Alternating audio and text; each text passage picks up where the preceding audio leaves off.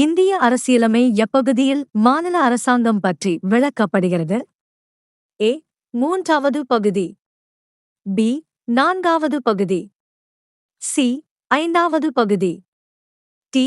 ஆறாவது பகுதி. Answer D. ஆறாவது பகுதி. கிழக்கண்டவற்றில் இந்திய அரசியலமைப்பின் 11வது அட்டவணையில் இல்லாத சரத்து எது? ஏ. சமூக காடுகள். பி. உடல் நலம் மற்றும் சுகாதாரம்.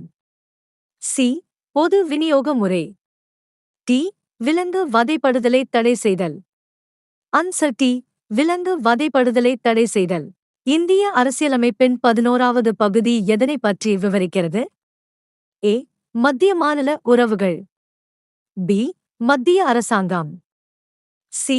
மாநில அரசாங்கம். டி. தீர்ப்பாயம். Answer A. மத்திய மாநில உறவுகள்.